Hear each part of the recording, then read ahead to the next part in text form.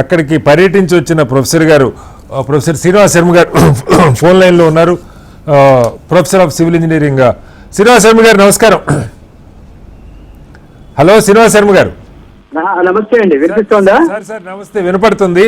శ్రీనివాస్ శర్మ గారు, మీరు civil engineering professor, అలాగే మీరు ప్రత్యక్షంగా ఆ యాత్ర కొన్ని సంవత్సరాల క్రితం వెళ్ళొచ్చారు.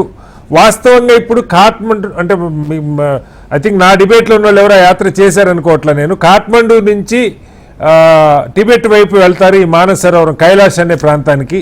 వాస్తవంగా 150 కిలోమీటర్ల జర్నీ అంటున్నారు. అక్కడ పరిస్థితులు ఎలా ఉంటాయి? మన వాళ్ళు స్టే చేయాల్సి వస్తే ఎక్కడ స్టే చేస్తారు? ఆ నది ఒడ్డునే ఉంటారా, దూరంగా ఉంటారా? ఈ తీసుకెళ్లే ట్రావెల్ ఏజెంట్లు వాళ్ళు సేఫ్టీకి ప్రయారిటీ ఇస్తారా? ఏం చెప్తారు? 2002లో వెళ్ళానండి నేను. అప్పటికి ఇప్పటికి పరిస్థితులు బాగా మారింటాయి అనుకుంటున్నాను. కానీ మమ్మల్ని తీసుకెళ్ళినప్పుడు మొట్టమొదట ధూల్కేల్ అనే ప్రాంతం చాలా హిల్లీ ఏరియా, అది అక్కడ ఉంచారు. మధ్య మధ్యలో మీరు అన్నట్టుగా నదీ తీరం ప్రాంతంలో కూడా ఉంచేవాడు, కానీ కాస్త దూరంగానే ఉండేవి. అయితే నేను అనుకోవడం ఏంటంటే అప్పటికి ఇప్పటికి మార్పు ఏంటంటే బాగా అర్బనైజేషన్ అయింది అక్కడ కూడా. సో అర్బనైజేషన్ వల్ల increased constructions along the river Coast జరగడం వల్ల కూడా ఈ ప్రమాదం అయ్యుండొచ్చు అని అనుకుంటున్నానండి. అంటే ముఖ్యంగా గైరాంగ్ అని ఒకటి ఉందండి అక్కడ.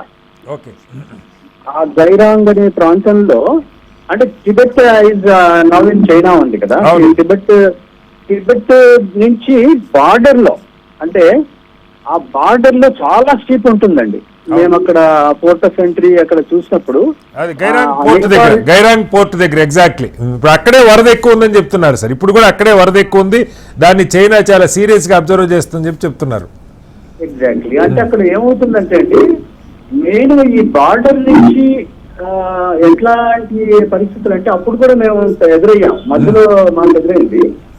అంటే ఈ ల్యాండ్ స్లైడ్స్ లాంటివి కూడా జరుగుతుంటాయి. ఓకే. మంచుతో ఉన్న గ్లేషియర్స్ కూడా పడుతుంటాయి. ఓకే.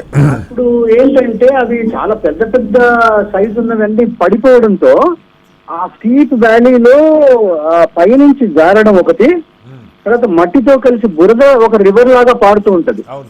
అంటే చాలా ప్రతికూలమైన పరిస్థితులు ఉన్నాయి. దేవుడి దేవాలయం ఏదో వెళ్ళొచ్చాం మేము, కానీ ప్రతికూల పరిస్థితులు అయితే ఉంటాయండి, అప్పటికి ఇప్పటికే ఉన్నాయి.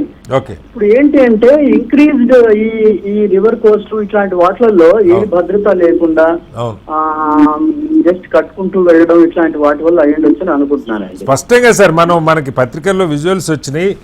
నది ఆనుకొని నదికి రెండు వైపులా మొత్తం నివాస ప్రాంతాలే ఉన్నాయి. ఇందాకే నుమాన్ గారు కూడా చెప్తున్నారు అక్కడ కాటేజ్లు, రిసార్ట్లు ఇలాంటివి కూడా కట్టారు. అంటే వెళ్ళే యాత్రికుల స్థాయిని బట్టి వాళ్ళకి అకామిడేషన్ ప్రొవైడ్ చేసుకుంటూ వెళ్తుంటారు అనుకుంటా. అయితే ఇప్పుడు మనతో డిస్కషన్లో సార్ ప్రొఫెసర్ లక్ష్మణ్ గారు కూడా ఉన్నారు. ఈ గ్లేషియర్స్ బద్దలు కావటం, తర్వాత వీటిని అంచనా వేయటంలో చైనా, ఇప్పుడు పైన చైనా ఉంది సార్.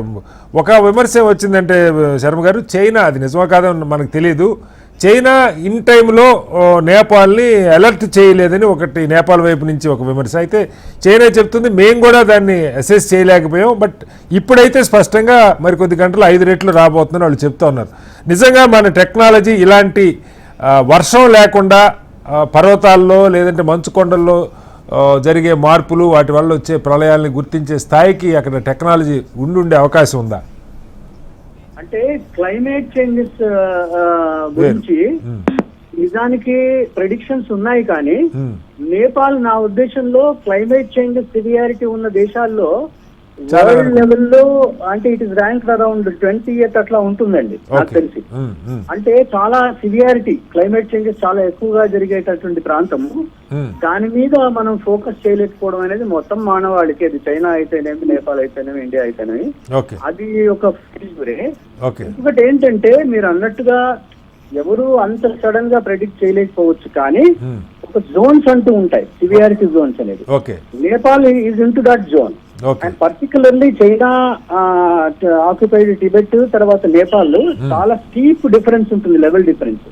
ఇప్పుడు ఆ 700 మీటర్స్ సైజు ది గ్లేషియర్ విడిపోయి స్లైడ్ అవుతూ వచ్చి లెండేకోలా అనే రివర్ దగ్గర పడిపోవడం హై ఆల్టిట్యూడ్ నుంచి, ఆ ఇంపాక్ట్ కి అది ఇమ్మీడియట్ గా వరదగా మారడం. ఆ తర్వాత నెక్స్ట్ బోటెకోషి అనే ఒక రివర్ ఉంటుంది, దానిలోకి రావడం, అవును ఆ రివర్ వైడెన్ కావడం, అవును అంటే ఇవన్నీ కూడా ఎట్లా అంటే వాళ్ళకి కూడా చాలా తక్కువ టైంలో జరిగిండొచ్చు. కానీ అవును నేను అనడం ఏంటంటే ప్రిపేర్డ్నెస్ అనేది చాలా తక్కువగా ఉంది. In such a severe country okay people should have focused more. And 24లో జరిగింది, 25లో కొంచెం తక్కువ జరిగింది, 26లో ఇప్పుడు విపత్తు ఎక్కువగా ఉంది, 24లో కూడా ఎక్కువ విపత్తే వచ్చింది. ఓకే ఇలా తరచుగా వస్తున్న దాన్ని మనం కొంచెం దృష్టి పెట్టకపోవడం అనేది ఒక ఫెయిల్యూర్ అని నాకు అనిపిస్తుందండి. బార్డర్ వీళ్ళు కూడా అలర్ట్ చేసుకోవడం కారణం. Right sir.